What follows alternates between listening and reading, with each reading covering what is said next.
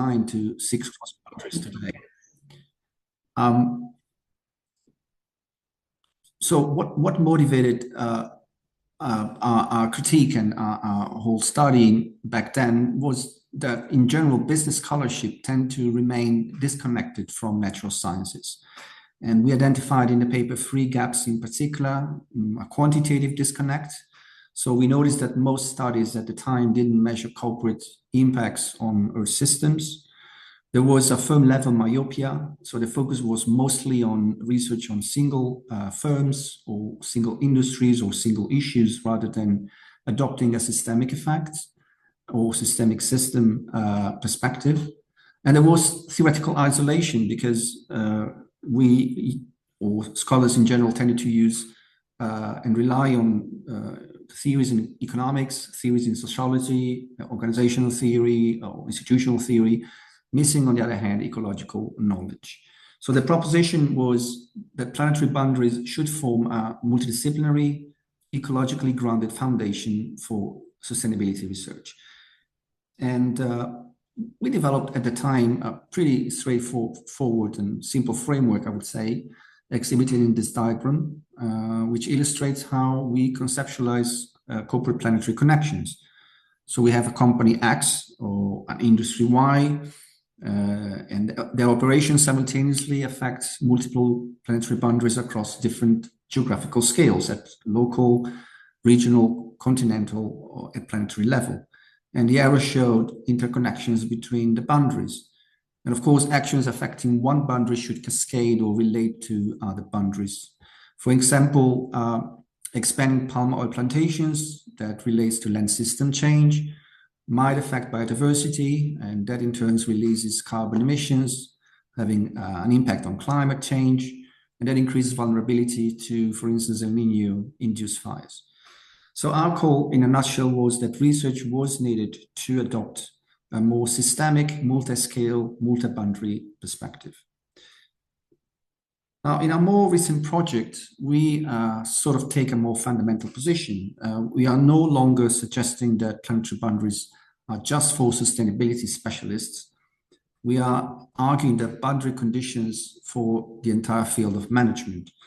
And how do we form this more, say, provocative assertion? What justified the shift? Well, definitely the observation of a combination of factors. First of all, 6 boundaries are now crossed. So overall, the planet in a zone of increasing risks and increased volatility.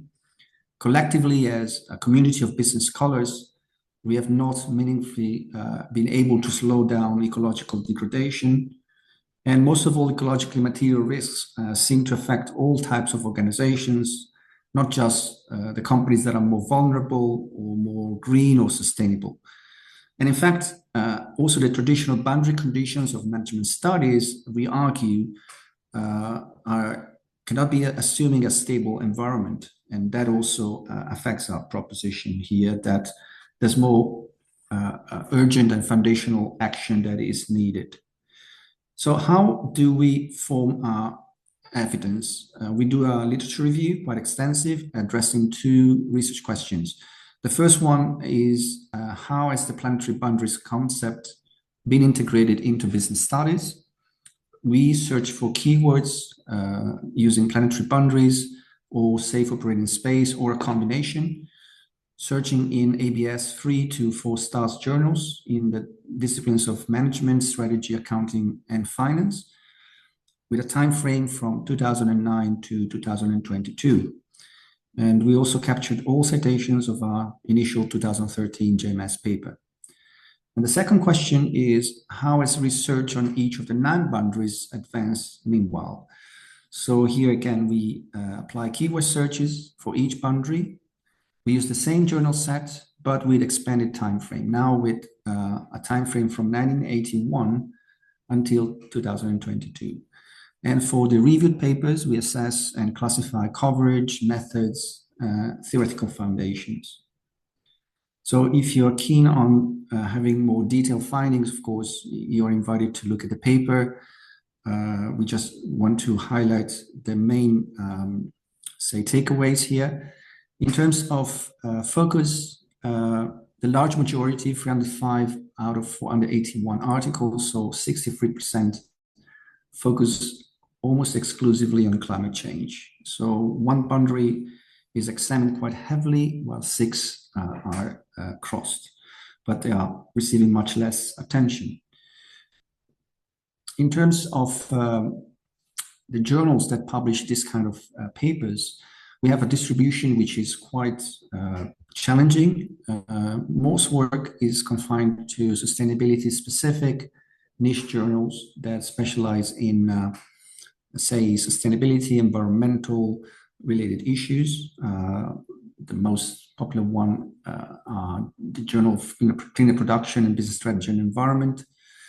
And on the other hand, top journals in management and strategy are severely underrepresented, as shown in these statistics. Notably, there's been more traction in accounting and finance recently. So journals like AAAJ or British Accounting Review are more open to publish sustainability-related papers, simply because I would say more data sets, sustainability-related data sets become available and relate to disclosure in sustainability reporting. When it comes to level of analysis, interestingly, the large majority, 87% of empirical studies analyze firm-level data. And very few investigate other levels of analysis, being individual level, project level, industry level, or network levels. And in terms of geographic concentration, the review highlights that most of the data comes from US, from Europe, from China, and from Australia. What is largely missing are definitely global South perspectives, despite disproportionate impacts affecting these geographic regions.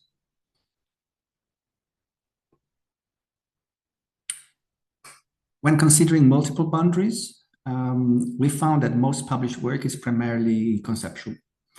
A few papers measured corporate impacts against specific boundaries, except in articles outside of business journals. And notably, only 12 articles address more than one boundary. So in a nutshell, we could say that overall, in the past years, we built a rather rich theoretical development. However, it remains unmatched by empirical validation. And we are building, in fact, a conceptual framework with different kind of sophistication and theorization ambitious. But we are rarely testing this kind of frameworks against actual planetary impacts.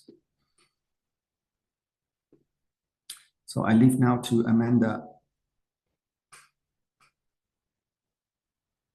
So for both of the questions, we also looked at the theories that people were using. So the first thing to note is that for both of the questions that we asked, other is the biggest category, meaning that there's a lot of fragmentation. So in the other category, we put theories that were only used 2 or 3 different times in the article. So this is basically looking at the front end of the article to see how they are framing the paper in the front.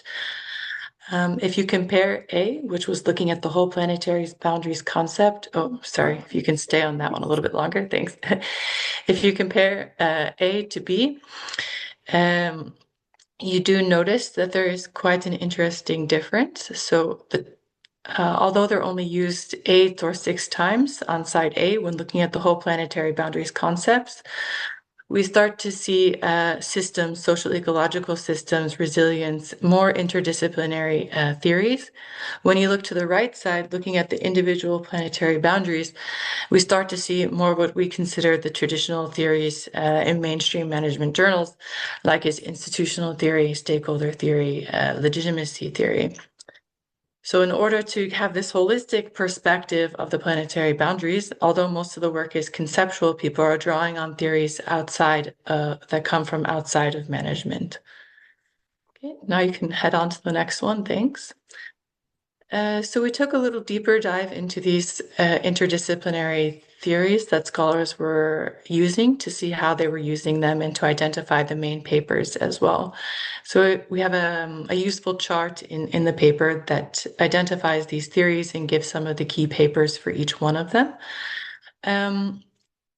What was interesting is that a lot of them were grounded in a systems perspective, so meaning that they looked at assumptions of spatial and temporal scales, and they also had theoretical concepts in them, such as embeddedness, so viewing organizations as embedded in the natural environment and explicitly stating this, and also looking at interconnections. So here, mostly interconnections between the different planetary boundaries.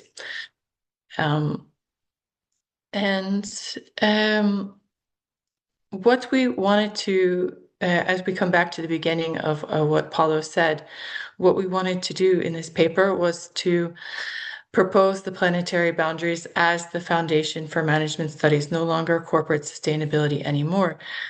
And this was because now we're not operating in times of linear stability for ecological systems. We're really in this period of nonlinear volatility.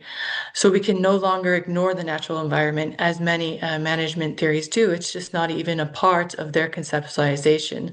So we're suggesting here to expand from the inner blue part, where mostly management scholars work at the organizational level, maybe the interorganizational level or the individual team level, to really take account into the broader system.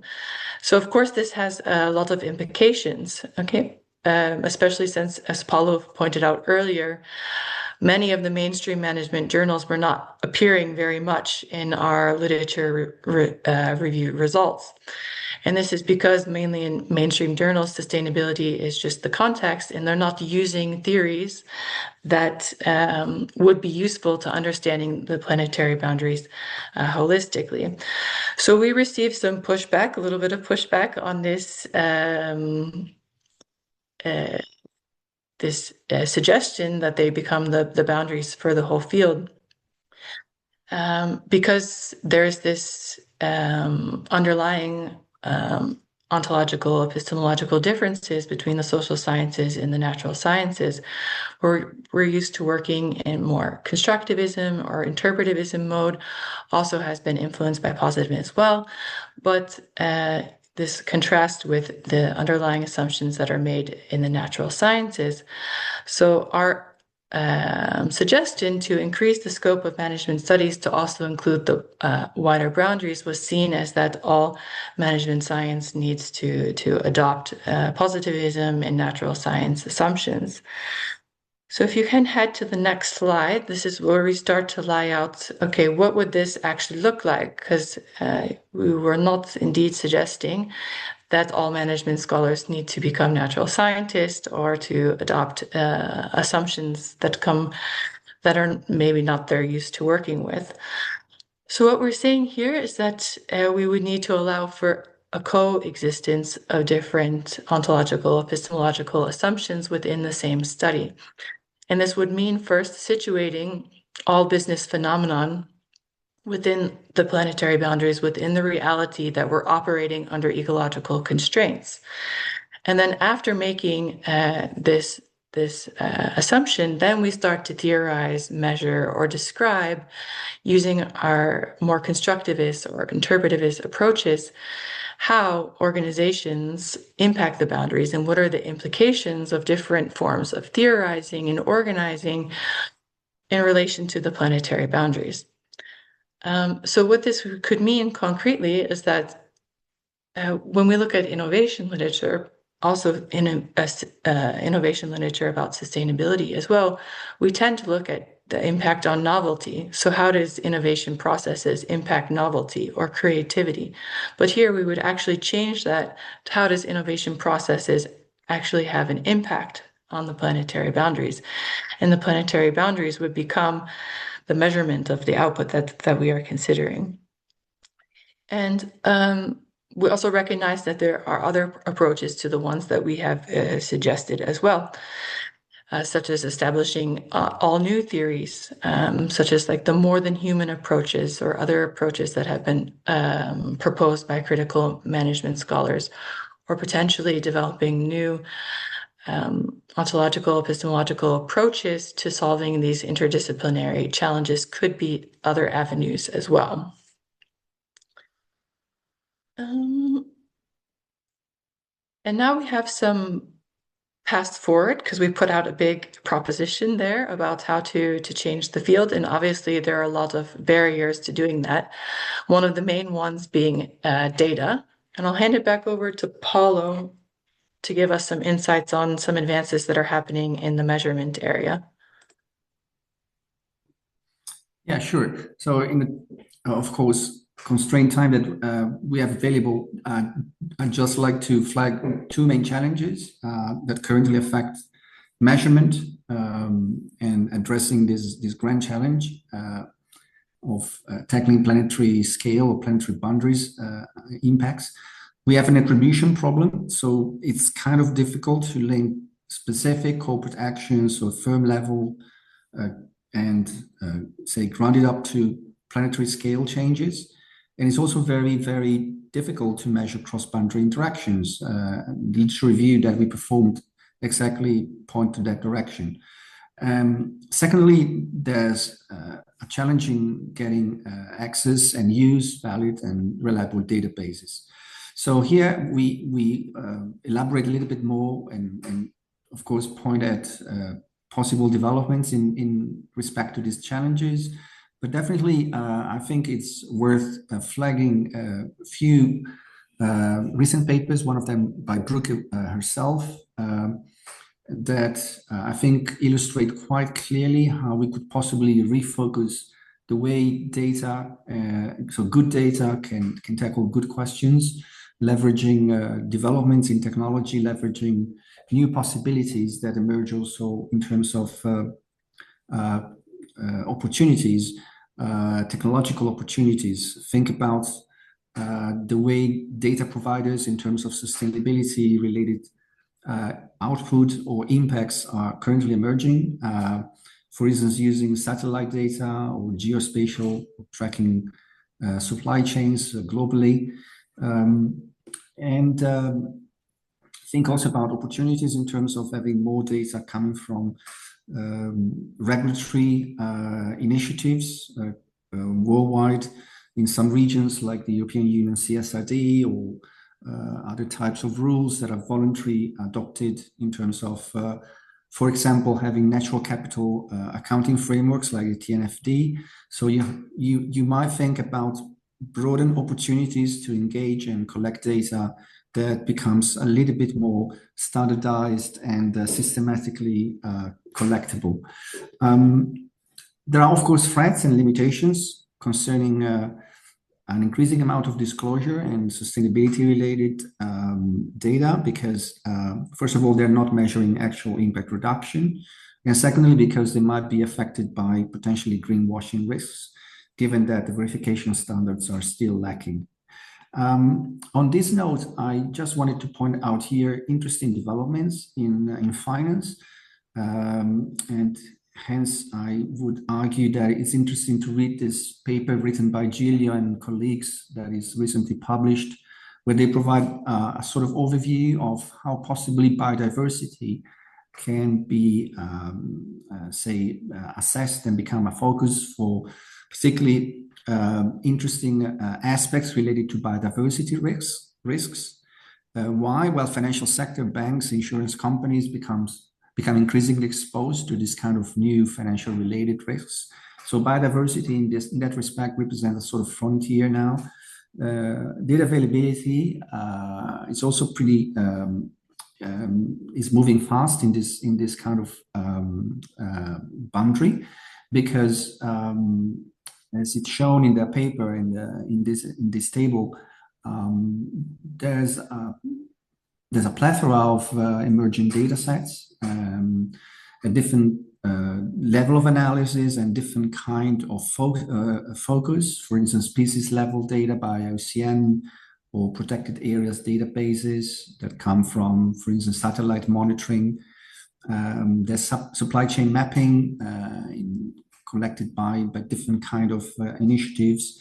And interestingly, there's also a paper that is focused on biodiversity risk by the same research team, by Gilly et al., in which they, first of all, make the data set available through a public available website. And their effort is quite intriguing because they try to aggregate a biodiversity risk by putting together firm and industry level exposures. And I think it could be an interesting example of how, well, in this case, finance-oriented research could be embedded and integrated and become more multidisciplinary by putting together different expertise and different data sources. And I guess the ball goes back to Amanda for methodological guidance. We just had one more paper to highlight here, because another challenge being that the planetary boundaries are measured well, not at the firm level, at the global or regional levels as well. And there needs to be this translation in terms of different levels of analysis. So there is some guidance that is coming out now about how to do this and the different approaches that you could use to make these calculations. And this is a literature review that also Gail was a part of, that was published in Nature Sustainability, but they highlight 11 different approaches that are already existing in the literature to essentially downscale the planetary boundaries to the firm level. And of course, data is still a problem because the data needs to be available to do this. But in this paper, they point out some different databases that one could use, and they also point to some articles that have already done this approach. So you can look at the methodological procedures there. And depending on which of the sharing approach you use to make the translation between the global level to the firm level, of course, there will be implications for the outcome, whether if you're looking at historical ecological impacts or you're looking at how much the company is contributing currently to GDP. So there are different ways that you can look at this translation, but we just wanted to highlight that this is starting to be more possible. And then if you can go to the next slide. Just to mention as well, our special issue also with Brooke about organizing within the planetary boundaries. Still some time to submit. Our deadline is not till March 1st, 2027. But just to say that there's also a space for you to submit your papers if you're working in this area to this special call on organizing within the planetary boundaries. And the last section that we have is really just to very briefly, because I see that we've already going on about a half hour here, just to highlight some of examples that are happening in practice. So these are interdisciplinary or probably even transdisciplinary collaborations, just to highlight a few of them. I have another article together with Gail where we looked at a collaboration with the World Business Council for Sustainable Development and the Stockholm Resilience Center and how they use the planetary boundaries framework to set their Action 2020 strategy. And in this, we highlight the tensions that arose, particularly with the natural scientists being expected to act like business consultants and to give them quantifiable targets about where business should be to operate within the planetary boundaries. And there was also a lot of conflict about the actual target that they would be going after. And, we have all the details in here about this transdisciplinary process and the different solutions that they use to try and navigate these tensions. If you can go to the next slide. This was just to say what exactly were the tensions in this collaboration. So the natural scientists saying that emissions need to peak by 2020 and then decline, and then the businesses saying we need a cap of 1 trillion tons, which would facilitate solutions like carbon capture and storage, so they would still be able to emit into the environment. And then the chemical scientists saying that we need to stop the release of hazardous chemicals into the atmosphere altogether. And the businesses saying, no, it's only an issue when the chemicals actually reach the humans. So these were some of the transdisciplinary tensions that we saw in this case. And Paulo, we also did a follow-up to our literature review because we are quite interested in, okay, well, what are companies actually doing on the planetary boundaries after we wrote this literature review? We felt, okay, to some extent, management scholars study things that businesses are doing. So we also need to look at what businesses are doing. And this is how this idea came to do this follow-up article, looking at what some of the larger companies are doing in this space about how they use the planetary boundaries framework to build a shared understanding of sustainability within their companies. They find that this is a very concrete way to explain the impacts of their boundaries to people outside of the sustainability department. Also can be a useful framework to bring together scattered or siloed sustainability efforts because in practice, things are kind of moving as SBTI, SBTN, and this can be a bit siloed, but the planetary boundaries can help bring it together. And also some companies are using it as a science basis for strategizing. Looking beyond climate, okay, how do we really address climate together with other issues such as biodiversity?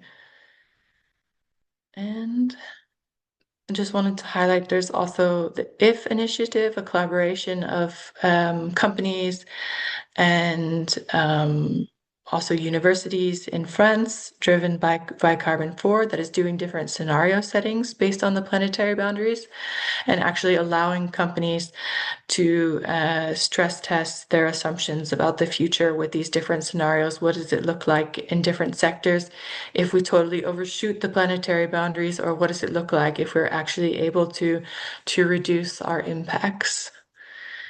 And then just the last brief example about the World Economic Forum. If you can head to the next slide, just to say that there was a group of scientists and economists and business leaders that came together at the World Economic Forum that did a whole series of speeches around prosperity within the planetary boundaries and a number of a letter of support about this as well.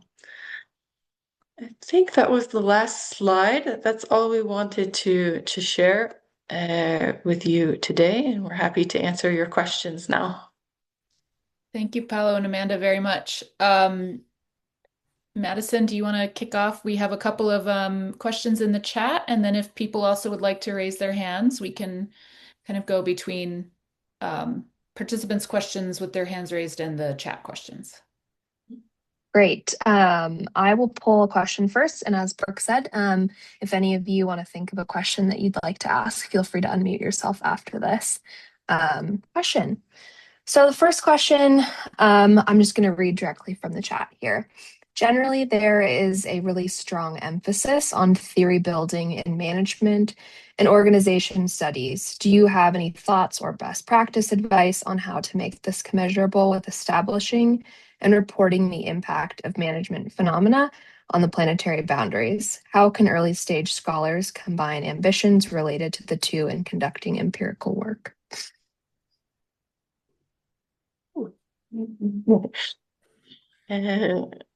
Big question.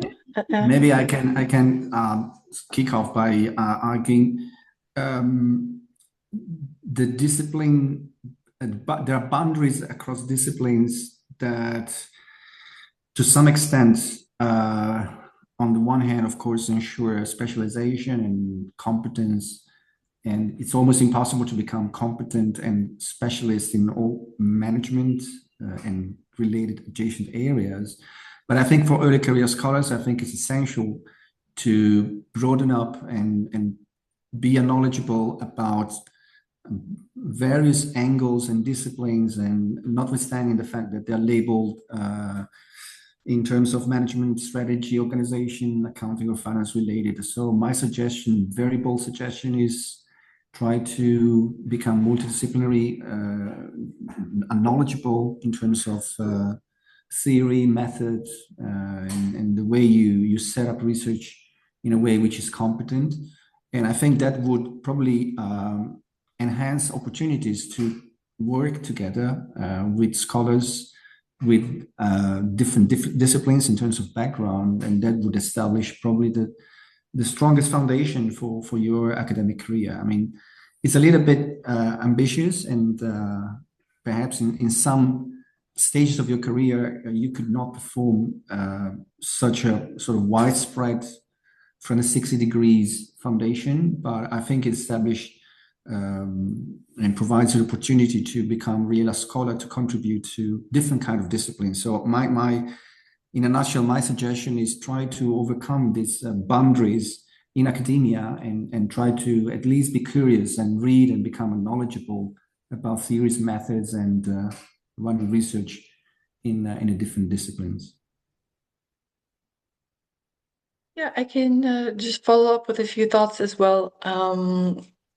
So I think there are different ways that you can go about it, and as being someone who has gone on this journey to this point as well, I think there's there's some difficulties with also maintaining your identity as a management scholar if you start looking at these topics, because maybe it's not always in management journals where these issues are published about. So if your desire is to remain to keep some sort of identity as a management scholar, then I think there are different ways that you could go about it.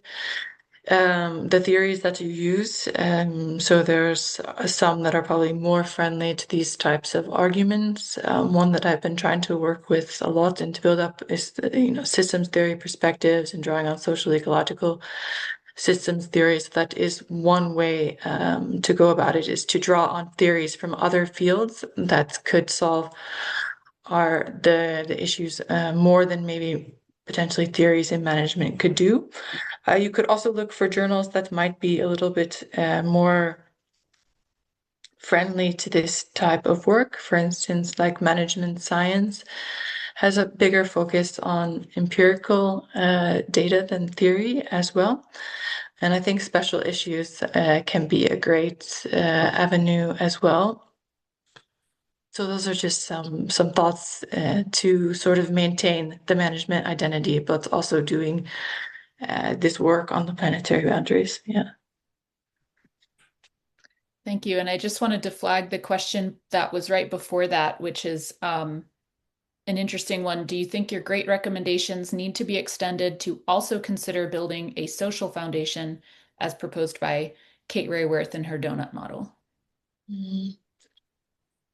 Yeah, so we mentioned in the paper at the end the Earth system boundaries, which are the planetary boundaries readjusted for considerations of justice and providing sort of an equal foundation for all people in terms of basic needs and things like that. So it was still quite early. I think probably the first article or two on Earth system boundaries had came out when we were finishing ours, so we didn't go into it in detail, but we put that at the end, and I can try and find quick the link to those articles and write it in the chat so you have it. But that would be the follow-up of the work that's been done by Kate Rayworth, but more from a science perspective than Kate Rayworth had done, because they're actually doing the calculations in an interdisciplinary setting between natural and social scientists, and Gail is a part of that as well, to consider the social foundation. Yeah. Maybe actually we could stop the share so we can see a bit more of the people, because I can only see a couple of people. There we go.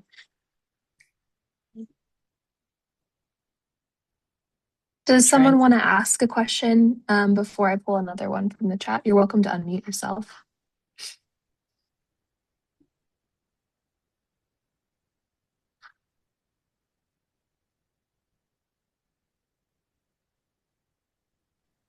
Hyunjin, would you like to ask your question aloud? Yes. Hi, Brooke. And I have this question as someone who teaches at a liberal arts college, undergrad education heavy institution. So my question was, if planetary boundaries were supposed to be boundary conditions for all management research, basically the main claim of the article, then how should then management education change accordingly? And I have some thoughts myself, but before I talk too much, I just want to hear from the authors. Yeah, that goes to the heart of the problem. I mean, it should require perhaps a rethinking radically how we teach business management from year one. It would probably require to have more interdisciplinary collaboration across colleges and faculties. And we know how that would sound great in theory, but when we talk about practical implementation, we should think about what possible barriers that occurs in terms of programs that needs to be structured with certain credits and certain competencies and skills. But I see it more happening through perhaps more informal collaboration at times. It takes a huge investment initially, but I think it's going to pay off. And the new generations are extremely keen on this kind of perspective that embrace planetary boundaries concept and allows them to become more and more aware and prepared for what careers, whatever they look like, they will be facing later on. So I think it's also generational issues. I think young professors, assistant profs, and lecturers in general are more open to experimentation, and I think it's proving the right way, the more effective way to open up management education to this sort of more change of perspective as well, radically change of perspective that is required.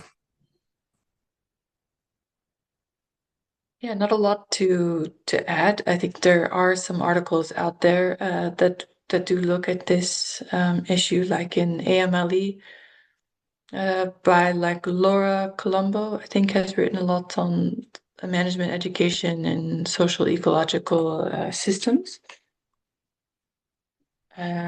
So you can check there for more insights, but for sure, I mean, it's probably easier actually to change our research than it is to actually change the education, because there's all of the elements that go along with convincing people at our universities when we actually have more direct control over what we're doing in our research. And also Steve Kennedy has written about it as well. I read it in the chat. We have a hand raised. You're welcome to unmute yourself and ask your question. Sorry, I don't want to mispronounce your name. Okay, all right. So, first of all, thank you to the authors. And secondly, as an author, understanding the concept of regeneration within supply chain management, I am unable to comprehend how the scale at which planetary boundaries is being conceptualized can actually be used. Like previously, you told about understanding or mixing positivism from natural sciences within constructivism of social sciences. So I did not understand it correctly. How are we able to do that? Because if we are talking about regeneration, it is at a very micro and local scale. But then changes to be made at a planetary level, that is very difficult to comprehend currently. Just to clarify the question, how we would do it in our research, or how the changes would scale up if we are to implement. How the changes would scale up.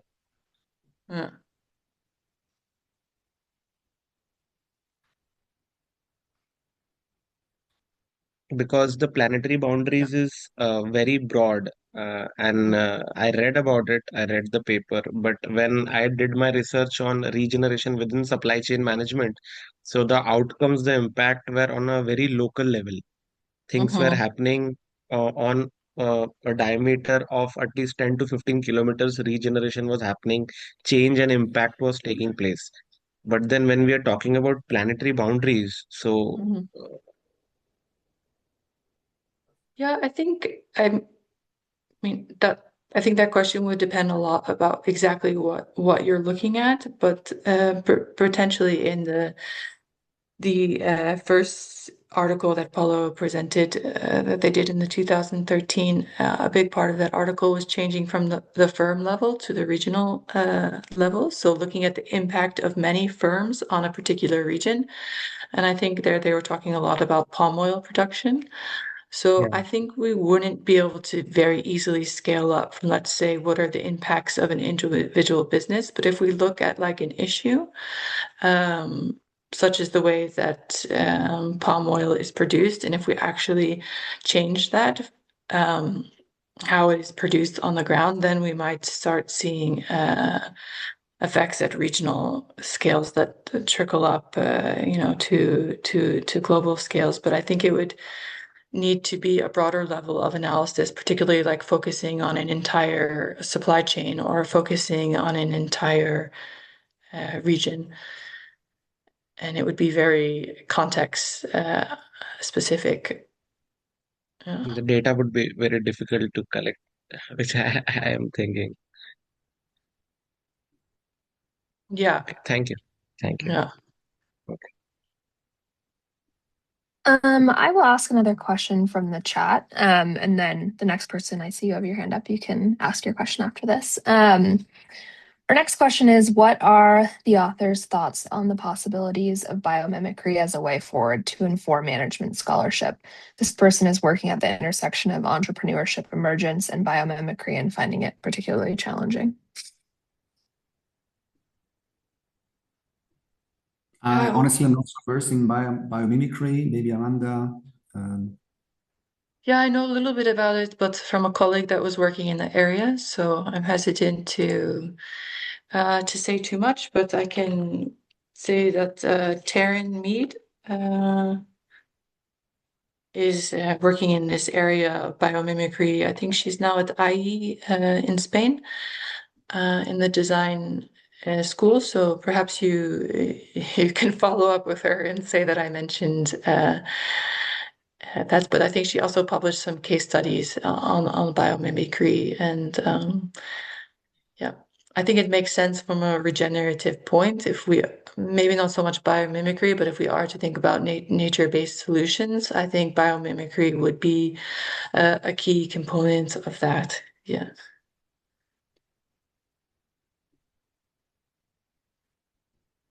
To the person that has their hand up, Yeah, would you like that's to ask your question? yeah, I'm Gerard Farais, and the previous question about the social foundation was from me too. But I'd like to follow up on the question raised by Abhijit. Uh, Besides scale, I think the biggest issue right now is one of urgency. Uh, talks about an existential crisis, the poly crisis, etc. All of them kind of point to the need for very, very rapid action that's effective. And I've become more and more skeptical about the notion that our research cycles and the impact that we have on actual practice in the field, it just doesn't fit, doesn't align itself. And so I think the question is more if we have to truly save humanity, that's if we believe there is an existential crisis, which I do. And I think many of the researchers whom you cite, Rockstrom, etc., would say that that's the case. Uh, what does it mean in terms of both our practice of both research and teaching, and what impact?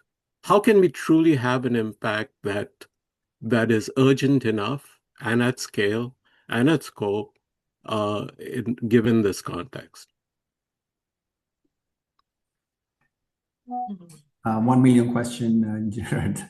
I mean, I think we can engage on different fronts. I mean, we talked about students, we talk about education. I think it's important to engage with players and managers, policymakers, standard setters, particularly when you are a little bit senior in the academic ladder. You have more credibility. I think it's important to invest time in really talk to and try to understand how managers think and decide, and have a sort of dialogue, if not action research, in my perspective, could serve the purpose of changing within. And thirdly, also on the research side, and I talk about with my editor hat on. I think journals are extremely lagging behind. We have research cycles that are extremely lengthy, and we publish stuff after years of course, peer review, which is definitely required. But I think there should be a little bit more engagement as well from editors and editorial boards in order to open up and speed up the process of, facilitating the bridge between academia or within academia and scholars through and so societal impacts. I concur with you. That's a very critical issue. The timing issue, the urgency is definitely there. And as our literature review suggests, we are sort of collectively not delivering, and problems are mounting.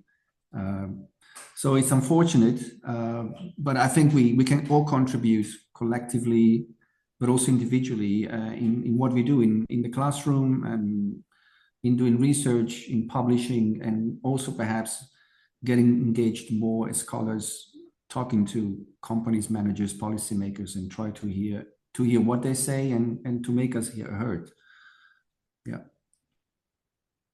Yeah, I think if we are really in crisis, then probably all of us would stop writing articles,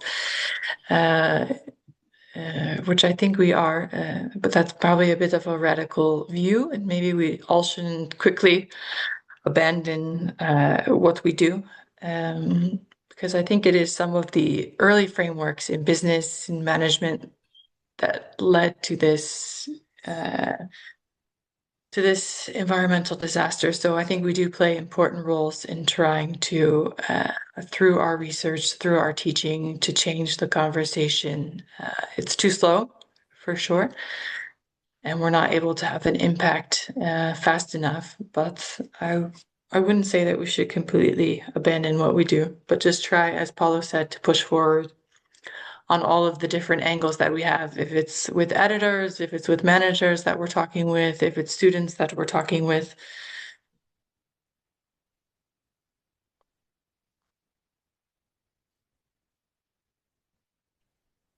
Brooke, we have time to take one more question.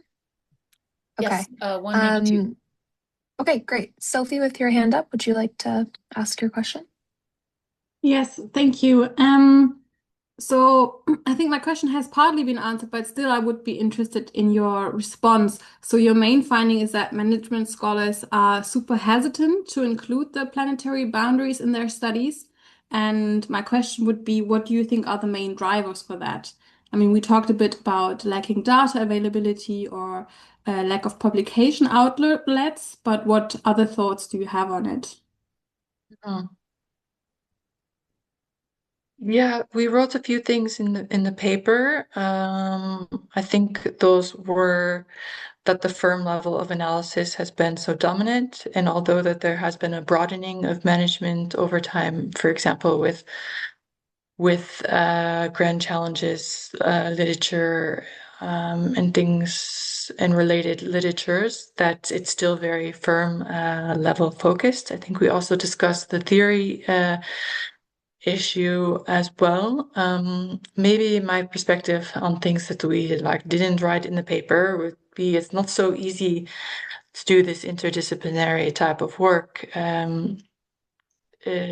So when we try to learn about the planetary boundaries and etc., we're kind of doing this on the side of our normal jobs, right? I didn't have any courses about the planetary boundaries. I had to do everything reading and taking courses on the side. So that's a big undertaking.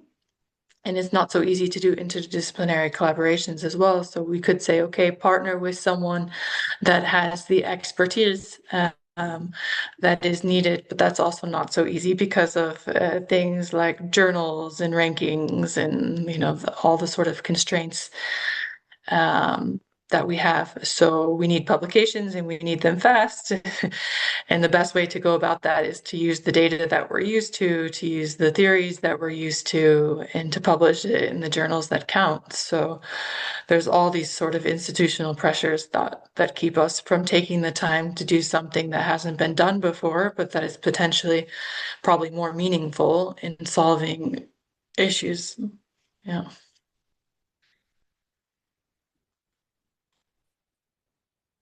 Okay, I'm going to take one last question from the chat. Thank you all for your thoughtful questions. This last question is from Juliana Rodriguez.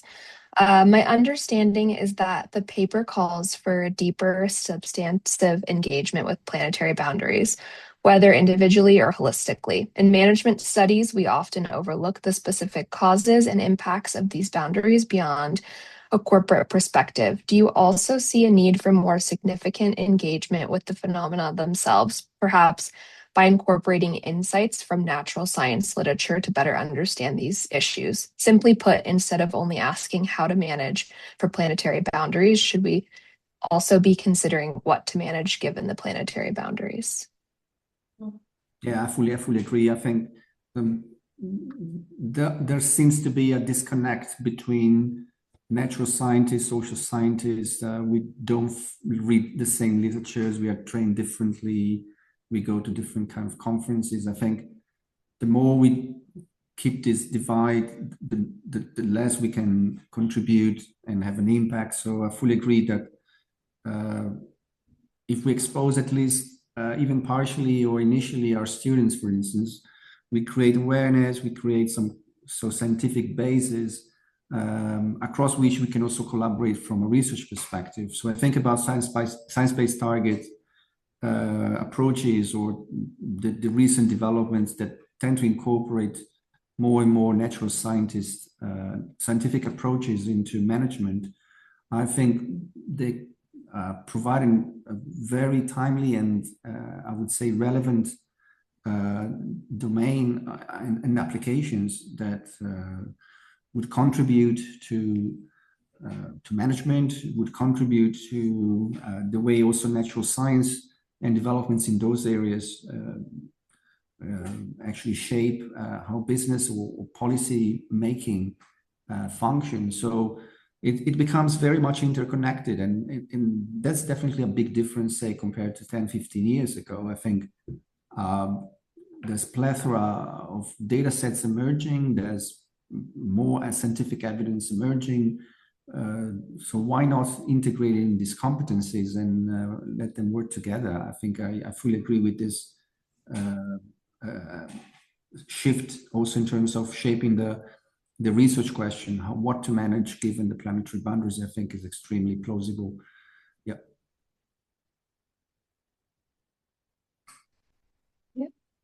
Not much to add. Thanks. Well, that's our time. Thank you for everybody. Thank you for we didn't even get to all of the questions you asked. Thank you for your engagement and your time. And thank you to our presenters. We can give them a virtual round of applause. Really interesting paper. I encourage you all to read it if you haven't yet. And also the additional resources that were provided in the presentation. A note that our next webinar session will be Wednesday, February 25th. We'll get a soil ecology perspective of wine grape growing in terroir from Dr. Kathy Zabinski here at Montana State University. And more information will be shared on that shortly. So thanks again, and we hope to see you next time.